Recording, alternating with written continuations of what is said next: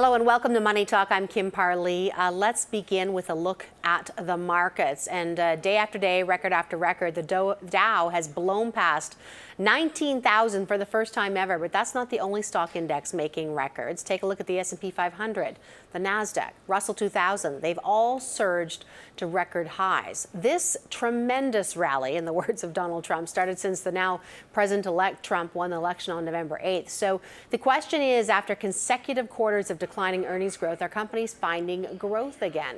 Joining me, Damien Fernandez, Portfolio Manager for the TD Balanced Growth Fund, joining me here in studio. Nice to see you. Thanks, Kim. I like how we've divided up our talk, because I think we want to kind of do pre-Trump and post-Trump. Yeah, I think that's the best way to do it, because what I think that, and again, when I heard you speak a few days ago, is that even before President-elect Trump was elected, we were seeing some pretty interesting things happening on the earnings side of things. Yes. So for us, if you just think about what earnings were, Q3 earnings, so they ended at the end of September. There's a few companies that report in October, but generally, the positive momentum you've seen in earnings happened before Trump was even elected. So, and what we really saw was that from the first time since Q1 2015, so 5 quarters ago, we've had declining earnings growth. But this quarter, it's like, hooray, earnings are finally positive on a year-on-year basis. And they are positive for factors, reasons, independent of Trump. I want to bring the chart up and we can keep talking about this, because as Damien mentioned, it's been a long decline, but we've seen contraction in earnings in the past few quarters, as we can see here on the chart. And so not only have we reversed the trend here, but we're back into growth territory. Exactly. So why? You were saying there's a number of reasons. Well, let's think about the reasons why earnings, first of all, went into negative territory. There's really 3 main factors, 3 co-conspirators, as I like to think about. One of them being oil. Crude oil went from $102 down to sub $40. We've had a strengthening of the US dollar. And then you've seen emerging markets, whether it's China, Brazil, actually start seeing material slowdowns in their growth. These are countries that companies in the S&P have big businesses in. So all of those factors contributed for a year and a half, basically, of an earnings drag. But what's happening now? Emerging markets are no longer in the hospice. They're no longer in critical care. They're actually in the recovery unit. The US dollar is, while it's just rallied more recently, on a year-on-year basis, is actually flat versus most of its trading partners. And importantly, oil has finally found a floor. And so while oil's found a floor, these oil companies have cut costs. So they're no longer a drag on earnings. So all these things are actually helping the S&P, the actual index level, the earnings from the index level start moving up. And we think this can continue. Let me ask you, there's a picture of oil right there at $48 right now, but I want to talk about the US dollar a bit. I mean, if the Fed raises, which I think, the latest is there's a 100% probability the market's pricing in right now. I don't think I've ever seen that, except for right before when something happens. But what happens with a stronger US dollar? Because it's obviously good news for some companies, it's bad news for others. I think a strong US dollar will be a headwind for a lot of multinational companies. But you have to recall that the current strength we're seeing in the US dollar is already pricing in a Fed rate hike in December. It's what matters for the US dollar to continue rising is that if the Fed raises rates a lot faster than the market expects. Right now there's 2 rate hikes priced for 2017. If the Fed starts raising it a lot more, then you can see the US dollar start strengthening a lot more. Generally, that's a bad thing, but like I said at the start, the US dollar, the DXY, the broad basket of the dollar index, it's at 102. It was at 100 last November. So the dollar actually, for most of this year, till just 3 weeks ago, was actually weaker against most of its trading partners. That provided a tailwind for U.S. companies that bring their earnings back home.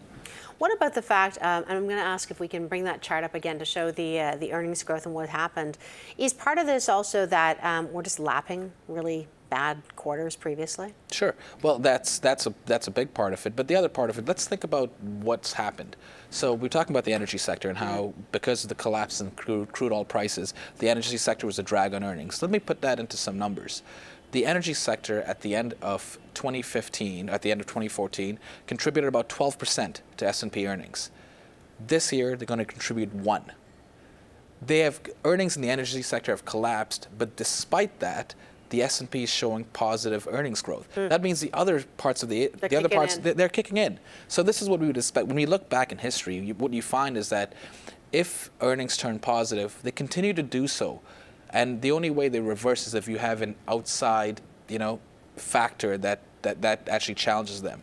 And right now, that outside factor generally is recessionary conditions, whether it's either domestic in the U.S. or outside based. And right now, through our looking glass, we don't really see any evidence of, real big recessionary factors out there. So we think this earnings growth will continue. Okay. And I've been so looking forward to this part of the conversation because he's going to take us through the mechanics of why we're seeing the market move up right now and in terms of what people are pricing in, I think, which is fascinating. So first, let's just take a look. You've taken a look at what sectors are doing well, what sectors are not doing so well post-Trump.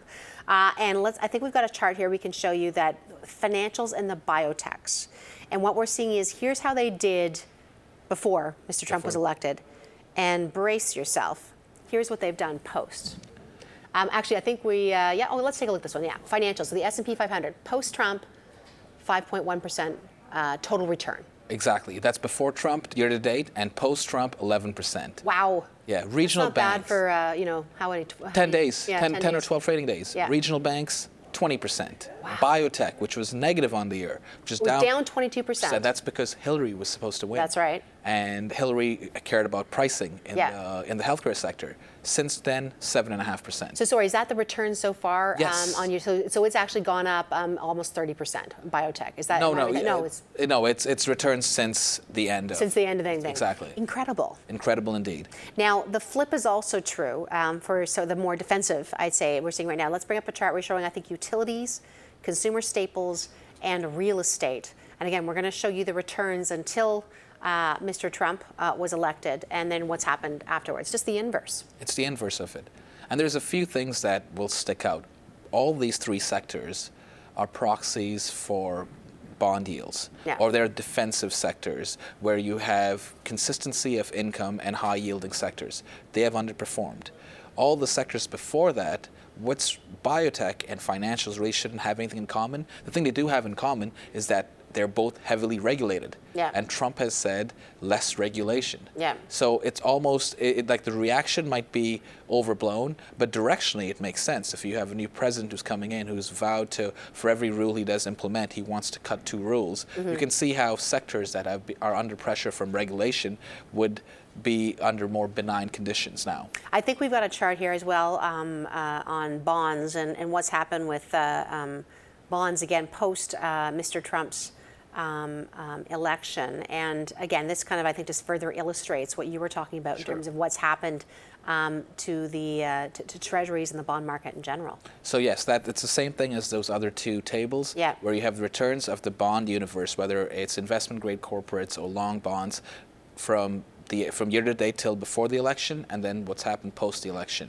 And it's consistent. It's all negative post election because Trump has, I guess, incentivized animal spirits. He's talked about reflationary conditions, and whether it's the bond market or those defensive sectors are selling off because inflation may be in the pipeline, or because if he's going to fund those infrastructure initiatives, it'll require issuance of new debt.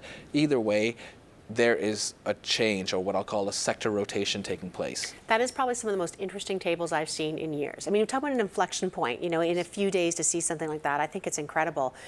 Also interesting, you've put some information together here, which I want to walk through, because I think people need to understand why the market is pricing in what they're pricing in. Because he's talked about loosening regulation, to your point, corporate tax cuts, personal tax cuts, all sorts of things. One of the positives, though, was corporate tax rate cuts. And you've brought something where you're going to show us, what you could be thinking about if you're thinking this. So we've got here, I think, a chart. We're going to bring this up, and I want you to walk us through it, where we're going to show S&P 500 earnings before this all happened at 118.80. Now take us through the rest. Take us through the rest. So right now, the U.S. statutory corporate tax rate is 35%. Correct.